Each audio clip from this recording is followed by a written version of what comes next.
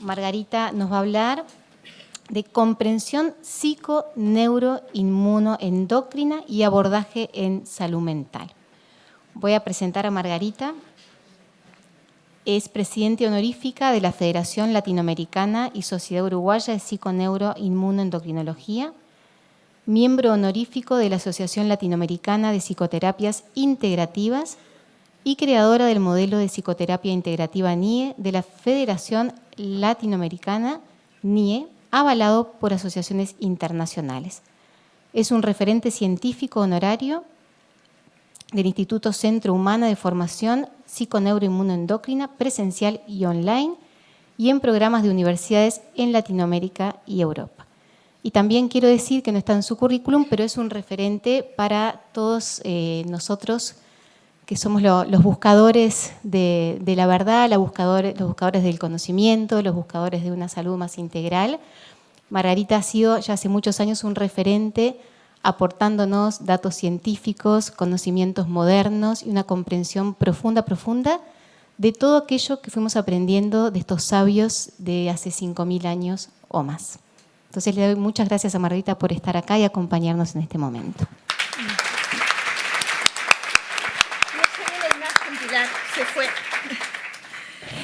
Muchas gracias, Pilar.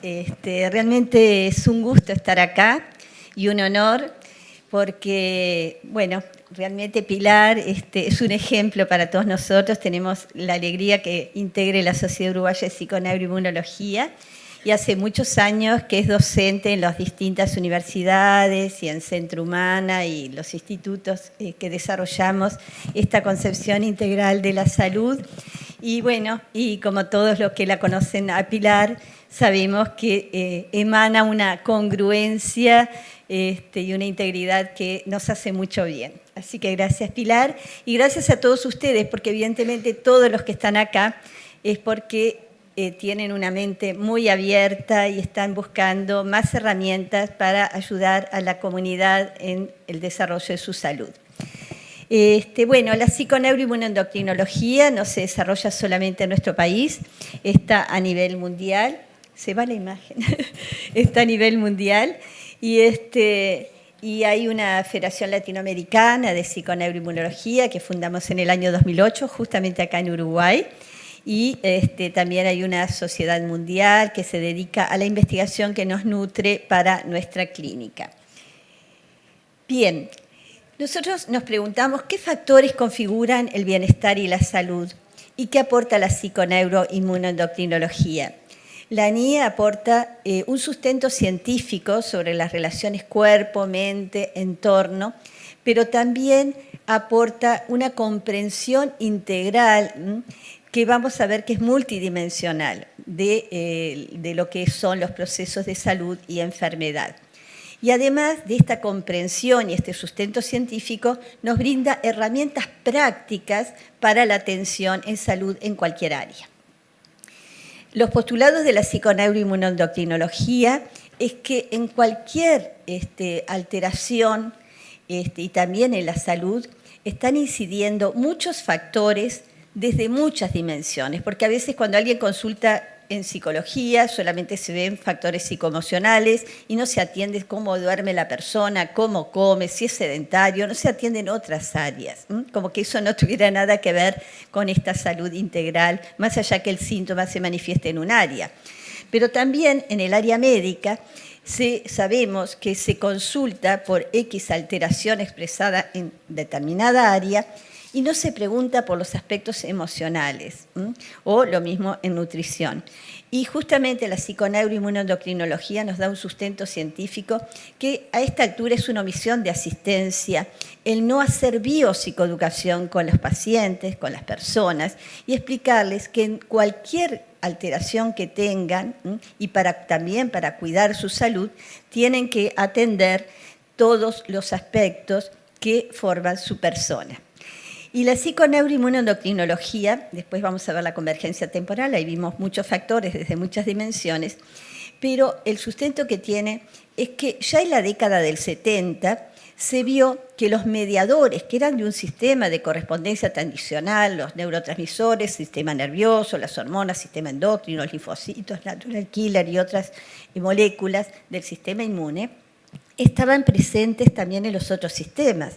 Entonces dijeron, ¿cómo están en los otros sistemas mediadores que no tendrían que estar? Y ahí se vio que había receptores a nivel de membrana para mensajes que venían de unos y otros sistemas. Es decir, que estaban todos comunicados. Y un cambio en un sistema, entonces, repercute en los demás. Y eso es muy importante, eso lo observamos en nuestra vida cotidiana, ¿no? Que estamos tristes y entonces no nos sentimos bien físicamente, o estamos con estamos por menstruar, cambia nuestro estado de ánimo, o estamos engripados y hay una afección del sistema inmune y eso afecta también lo anímico. Es decir, que se manifiesta en todas las áreas. Nosotros hicimos una investigación en el año 95, en el Hospital de Clínicas de Facultad de Medicina, acá en Uruguay, en el servicio de oncología, con 180 pacientes que tenían cáncer.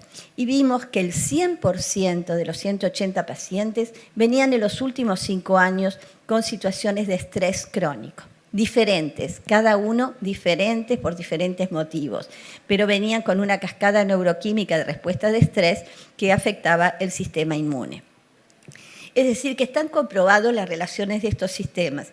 Y no se trata de una neuroinmunoendocrinología, no son sistemas cerrados hacia el entorno, sino que todos estos sistemas funcionan bajo el influjo de estímulos del entorno físico-ambiental, ecológico, afectivo, cultural, es decir, que estamos siempre en comunicación. Fíjense qué interesante que ya desde la vida intrauterina, el feto depende de un entorno, a través de la mamá, de ese entorno uterino, no solamente a nivel del oxígeno, de los nutrientes, sino que también el estrés materno en un 10% atraviesa la hormona liberadora de corticotrofina, el CRH, atraviesa una enzima protectora y llega al feto generando una vulnerabilidad de expresar ese gen que lo torna más ansioso, etc. Es decir, que el entorno de esa mamá, el entorno físico, ambiental, ecológico, afectivo, está presente desde el inicio de la vida. Y la convergencia temporal es muy importante porque cuando alguien consulta no le preguntamos solamente sobre su aquí y ahora, qué le está pasando en este momento. Por supuesto que eso es fundamental, qué motivo lo lleva a la consulta. Pero también le preguntamos sobre su historia, no para quedarnos en el pasado. Llevo unas 2 o 3 sesiones a nivel, por ejemplo, de psicoterapia, el identificar factores de estrés, ya sea agudos, crónicos, y también las formas de afrontamiento y las defensas que esa persona ha implementado. Vamos viendo de esa manera lo que se llama una metaplasticidad, es decir, con qué bagaje de facilitaciones de respuesta viene esa persona por su biopsicografía, que es una técnica que hacemos, por su historia. Porque el pasado está presente en el presente. Los síntomas son síntomas de una historia y hay una historia de esos síntomas. Entonces, es importante conocer quién es esa persona, cómo se ha conformado biopsíquicamente y socialmente y vincularmente. Entonces, hacemos esa biopsicografía para ver esa convergencia temporal. Y además de las circunstancias presentes de la historia, es importante preguntarle a la persona sobre sus expectativas. Hay un científico, que es Antonio Damasio, que habla de memorias del futuro, que parecería contradictorio. Memoria del pasado, futuro, ¿cómo? Pero realmente todas nuestras expectativas futuras, en el momento en que las tenemos, estamos liberando sustancias. Si son positivas, sustancias que son nutrientes para nuestro funcionamiento. Pero si son negativas, pensamientos catastróficos o determinadas expectativas que nos generan ansiedad o angustia, también estamos generando realidades en nuestro presente. No somos tan frágiles que no podemos tener un día con algunos pensamientos o algunas situaciones de tristeza, pero si eso se cronifica, es así. Eso afecta nuestra salud. Es justamente esa cronificación de los estados que nos afecta. Por supuesto, tenemos la alegría que existe y está demostrado científicamente a través de Rita Levi-Montalcini, que demostró la plasticidad, la neuro y la nieplasticidad. no es solamente del cerebro, si cambia el cerebro, cambia el resto de la red NIE. Así que eso nos da esperanza a todos los abordajes que hacemos con estrategias desde la salud, ya sea dietaria, farmacológica, psicoterapéutica u otras experiencias que vaya teniendo la persona que potencien su salud, como las técnicas de integración cuerpo-mente u otras experiencias vinculares. Así que existe, y estos son los 4 principios que es un deber nuestro transmitirlo a las personas. La ciencia no es para que quede en la comunidad científica, sino justamente que sirva para el autocuidado de la salud de toda la comunidad.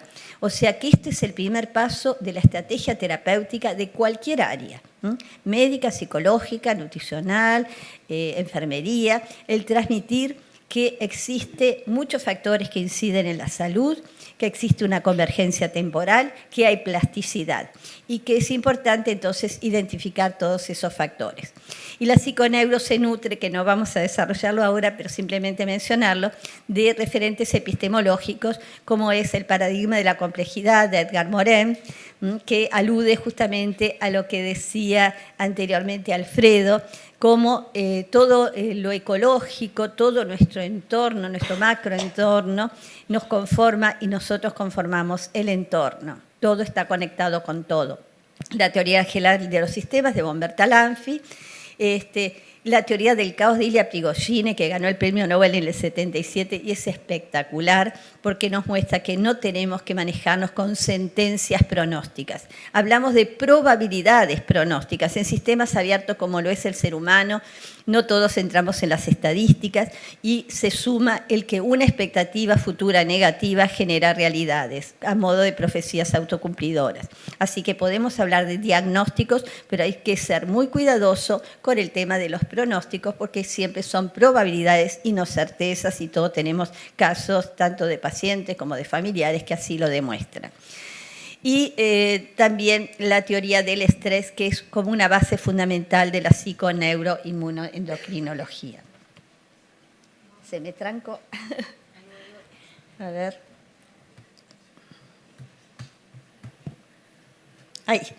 Bien, ¿y qué es el estrés? El estrés en realidad es un estado es un sistema de adaptación, donde estamos continuamente modificando nuestra homeostasis, que ahora se le llama homeodinamia, porque no estamos en un estado quieto, sino que es dinámico. Pero generalmente cuando hablamos de estrés nos referimos a lo que Hans Selye en el 36 mencionaba como distrés o estrés negativo.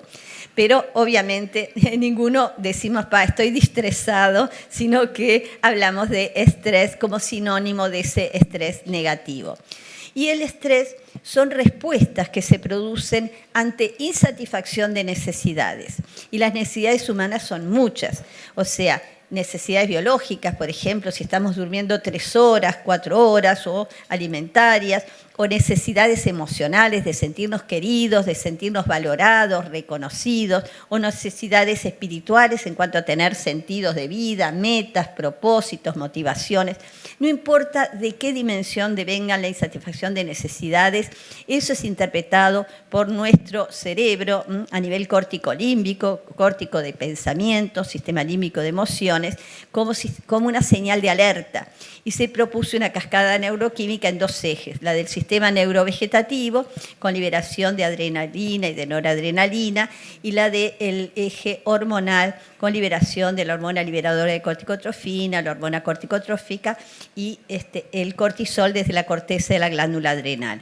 Es decir, que tanto a través del sistema neurovegetativo, con la liberación de adrenalina desde la médula adrenal, como del cortisol de la corteza adrenal por el eje neuroendocrino, son 2 poderosos inhibidores de nuestro sistema inmunológico. Quiere decir que si nosotros estamos con esta cascada neuroquímica crónicamente activada, porque vivimos mal, vivimos con insatisfacción de necesidades, sin sentidos de vida, sin motivaciones o con factores tóxicos en nuestros vínculos laborales o familiares, o a veces factores de personalidad. No son tanto factores de estresores externos que nos afectan, sino a veces nuestra manera en cómo afrontamos las situaciones, que tiene que ver con nuestra personalidad. Entonces, debemos identificar qué factores son los que están favoreciendo procesos de enfermedad para buscar cambiarlos. Y hay factores que son agudos, crónicos, y hay otros que tienen como un potencial traumático, pero las cosas que tienen un potencial traumático no siempre tienen una eficacia traumática, depende cómo lo procesemos. Por eso es que es tan importante conocer a esa persona que llega y ver cuáles son esos factores que han llevado a esa señal de alerta. Y en las nuevas teorías del estrés que se desarrollaron en la Universidad de Pensilvania, en la Universidad de Rockefeller, con Steele, Ayer y McEwen, ellos hablan de sistemas de alostasis. Lo que plantean es que estas respuestas de estrés, estos sistemas que se ponen en funcionamiento para recuperar la homeostasis, porque normalmente tenemos esa alerta, esa cascada, pero hay un aviso a nivel central y se detiene la cascada, recuperamos el equilibrio. Pero si esto se cronifica, se saturan los receptores y hay fallas en los mecanismos de autorregulación.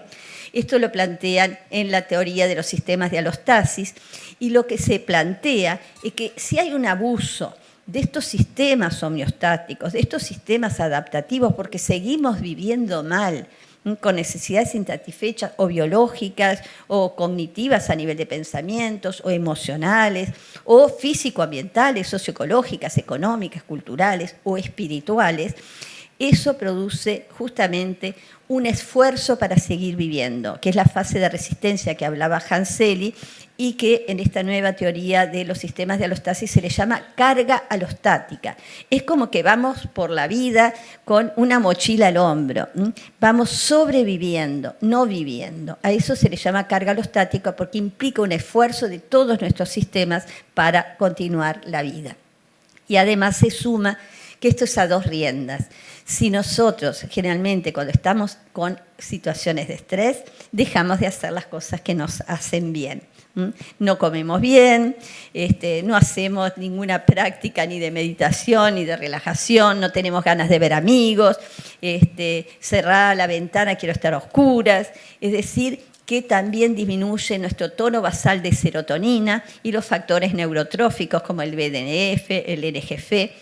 Es decir, que la situación se agrava. Siempre la estrategia terapéutica tiene que ser a dos riendas. Modificar lo adverso, identificar los factores que no están favoreciendo nuestra salud, pero también identificar los recursos protectores de la salud y buscar potenciar, porque son dos estrategias que pueden aumentar justamente esta salud integral.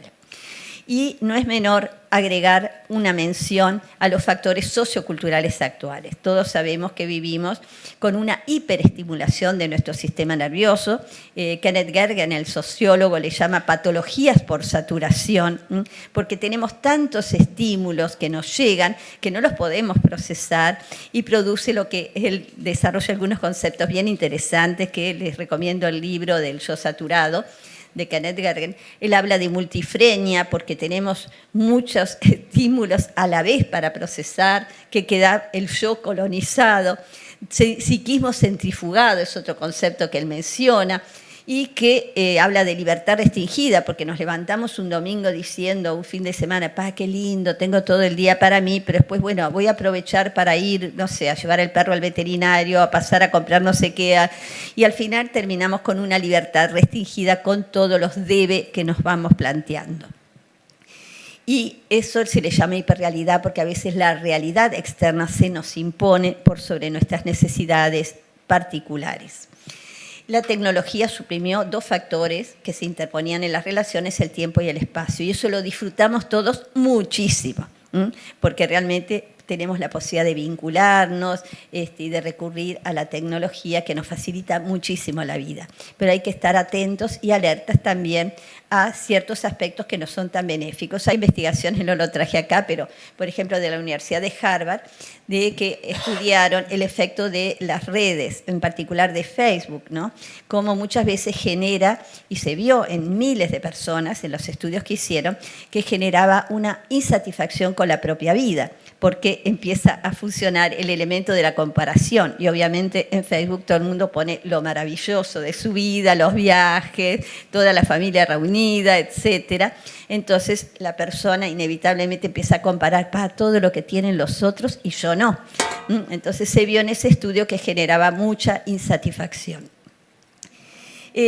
Bueno, entonces, en definitiva, lo que nosotros planteamos es que en la salud todos los profesionales tenemos que tener una perspectiva sincrónica, ver hoy, aquí, ahora, qué es lo que le está pasando a los pacientes, pero una perspectiva diacrónica, conocer un poco esa biopsicografía, esa historia de la persona, identificar las causas del desequilibrio, porque son varias, no es una sola, podrá haber una con más peso, pero hay una convergencia causal, no hay una unicausalidad o causalidad lineal, para cambiar esas condiciones que lo crearon. Y consideramos desde la psiconeuroinmunoendocrinología 5 dimensiones. La dimensión biológica, que es el estado de los sistemas, y lo que llamamos las conductas basales, su estilo de vida cotidiana, de sueño, de alimentación, eliminación, que muchas veces lo olvidamos, pero a veces olvidamos atender nuestro cuerpo y porque estamos con mucho trabajo, lo que sea, no vamos a hacer nuestras necesidades de eliminación. Y lo mismo en las escuelas, a veces no se les permite a los niños. Después agregamos, por el estilo de vida actual, lo que es el ejercicio, porque sabemos que el sedentarismo es una conducta basal importante, puede poner en riesgo la vida a través del síndrome metabólico, que trae otras patologías, diabetes, obesidad, etcétera. Y también agregamos la relajación, porque con este psiquismo centrifugado que tenemos, con todo este impacto de esta hiperrealidad y tanta estimulación, necesitamos apelar a herramientas y prácticas de integración cuerpo-mente, porque muchas veces no se tiene contacto con la naturaleza, donde a veces uno escuchaba el sonido de los pájaros, el ruido del arroyo, y naturalmente el sistema nervioso se sincronizaba y toda la rendía. A veces tenemos que apelar a algunos audios o imágenes que nos ayuden justamente a lograr esa paz mental. Bien, y no hay que olvidarse que por eso es tan importante la transdisciplina y el trabajo con el psicoterapeuta, que muchas veces hay memorias bioemocionales que no son conscientes, que también lo mencionaban anteriormente los que hablaron, como que a veces están estas memorias que llevan a reacciones automáticas, no conscientes, que no están bajo el control de la voluntad, a experimentar emociones sin saberse por qué. Porque todo lo que vivimos antes de los 2 años queda como memorias emocionales, eso deja huellas, deja activaciones, circuitos que facilitan respuestas, se llama facilitaciones psicofísicas, por supuesto pasibles de generarse nuevas y habilitar nuevas respuestas, porque está la plasticidad, pero están esas memorias emocionales, porque hasta los 2 años no están mielinizadas las vías que conectan el sistema límbico con la corteza, y tampoco tenemos algo importantísimo, que es el lenguaje, que permite ponerle palabras a las emociones, que a través de un otro uno aprende cuando la mamá le dice, ¿estás triste o estás enojado? Aprendemos a diferenciar emociones, a verbalizarlas, a ponerlas en palabras, y eso permite también la regulación bioemocional, que en un inicio se da a través de la mamá que acurruca al bebé, que le canta, que lo abraza y ayuda a regular los estados de ansiedad o de angustia. Pero ya cuando tenemos además el lenguaje, tenemos muchas herramientas para lograr ayudar a la autorregulación bioemocional, en la cual también todo lo que son las técnicas de integración cuerpo-mente son sumamente importantes. Entonces, tenemos estas herramientas para manejar las memorias emocionales, que también se gestan por lo que se les llama redes gebianas. Las redes gebianas son esas asociaciones que van generando también lo que decía Alfredo, arborificaciones dendríticas, se engrosan realmente las dendritas y hay más asociaciones, más conexiones, porque cuando 2 neuronas se activan juntas, se conectan. Yo veo otro ser humano y siento miedo, por ejemplo, un niño en un hogar adverso, y entonces se activan las neuronas de la amígdala junto con las neuronas visuales, por ejemplo. Y si eso se repite muchas veces, se forma lo que se llama potenciación a largo plazo o memorias a largo plazo. Entonces, cuando veo otro ser humano, vuelvo a experimentar temor. Es decir, que se van formando redes Hebbianas, pero también es algo que sirve para las terapéuticas, porque si yo voy a un médico empático, que me escucha, que se compromete genuinamente con lo que me pasa y juntos hacemos una alianza colaborativa para buscar estrategias para ayudar a mi salud, también voy formando redes Hebbianas que los centros de salud o la medicina es una herramienta para el bienestar. Por eso estas redes Hebbianas son muy importantes en lo positivo y en lo negativo. Y bueno, hay plasticidad toda la vida.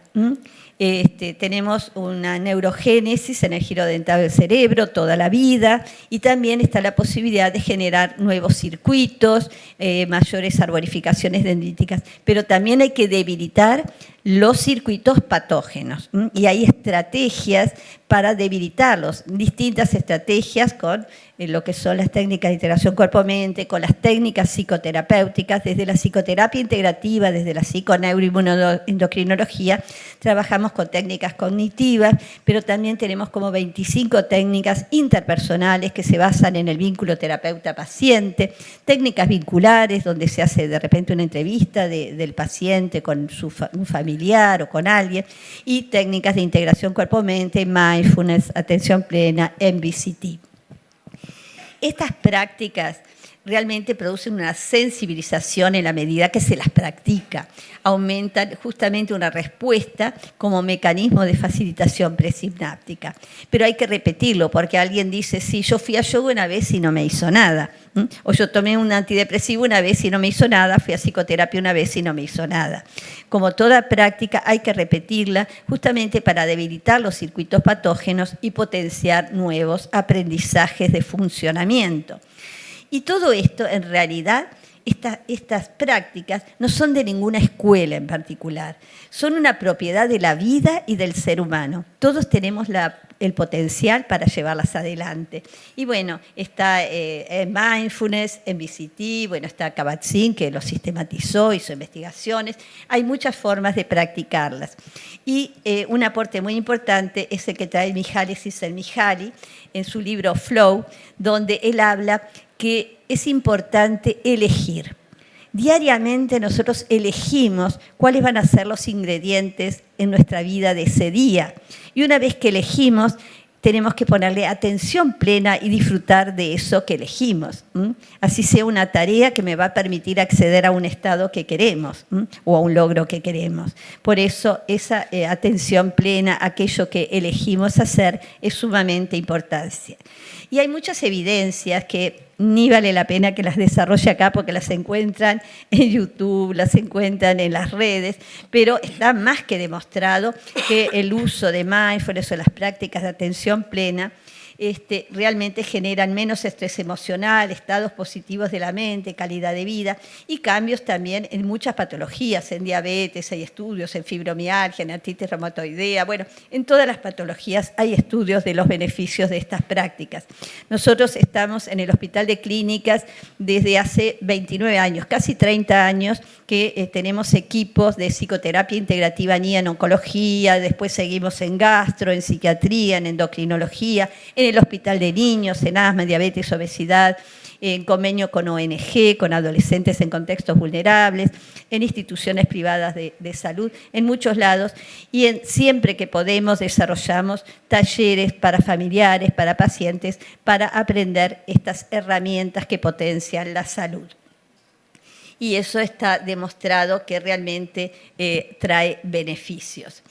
Y la estrategia terapéutica que desarrollamos es una fase didáctica de biopsicoeducación que siempre tiene que estar presente, explicarle al paciente que somos un todo integral y que es fundamental identificar los factores que favorecieron las alteraciones y potenciar los recursos de salud.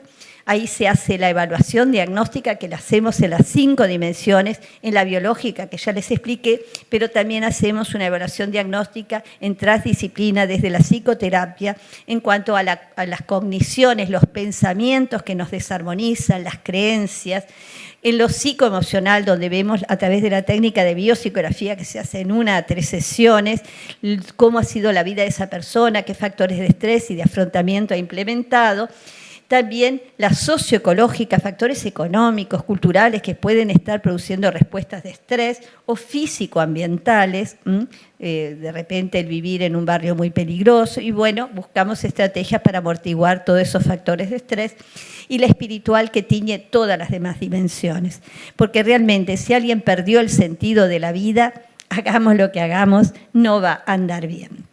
En la evaluación desde la Sociedad Uruguaya de Psiconeuroinmunología, en donde tenemos atención en medicina, en nutrición, en psicoterapia, hacemos esta evaluación donde están las 5 dimensiones, vemos factores de estrés y factores de protección en cada una de las dimensiones. Vemos si es por facilitaciones, por memorias tempranas, factores actuales, por expectativas, y juntos buscamos las estrategias terapéuticas para modificarlo. Acá menciono, son como 25 técnicas que tenemos, que muchos seguramente ustedes las aplican sin saber que son técnicas, por ejemplo, la sintonía con el paciente, la indagación, la implicación, el implicarse genuinamente con lo que al otro le pasa, y bueno, después hay otras técnicas un poco más específicas. Y tratamos en el Hospital de Clínica, hemos hecho con funcionarios del hospital, también en el piso 19, talleres de integración cuerpo-mente. Pilar ha participado también, como siempre, y tratamos de desarrollar todos estos conocimientos que lleguen a la comunidad. Y lo que es importante es saber que la atención plena por sí sola no es una cualidad. Tiene que estar acompañada por justamente lo que son las prácticas generativas. Tiene que estar acompañada por lo que es la solidaridad, la compasión, la autocompasión, el amor y la ecuanimidad. No basta con tener atención plena, sino que tiene que estar acompañada por todos estos valores. Y en el Instituto del Dalai Lama se han hecho muchas investigaciones científicas en conjunto con los neurocientíficos, donde pudieron observar, por ejemplo, que por la meditación había menor envejecimiento neural, mejor performance de la memoria, mayor resistencia a la sensación del dolor, y bueno, hicieron muchas investigaciones también que han demostrado los efectos beneficiosos de todas estas prácticas. Hay estudios rigurosamente controlados que también mostraron los aspectos positivos, hechos por Emmons, por ejemplo, y por McCullough, que ven también los efectos a nivel de la frecuencia cardíaca, ritmo respiratorio, del sueño, etc. Pero esto en realidad es un conocimiento milenario. Ya para Celso, en el siglo VI, decía: sabemos que un individuo puede morir si tiene partido el corazón, que el estado de tristeza prolongada en una mujer puede afectar al hijo que lleva en su seno, y que las personas de edad no se vuelven seniles si mantienen vivo el interés por la vida. Y esto hoy tenemos todo el aval científico que lo demuestra, como ya les he contado. Y lo importante es que estos aspectos estén dentro de la formación profesional. Por eso nosotros desde la Sociedad Uruguaya de Psiconeuroinmunoendocrinología y su Instituto de Formación Centro Humana desarrollamos cursos que algunos, la mayoría son online, asincrónicos, para facilitar que este conocimiento llegue a todas las personas. Entonces desarrollamos pequeños cursos para poder transmitir todos estos conocimientos, también a nivel de universidades como en el CLAE o en la Universidad Católica, que todos los años estamos abriendo una nueva maestría. Es decir, todos estos conocimientos tratar de hacerlos llegar a las personas.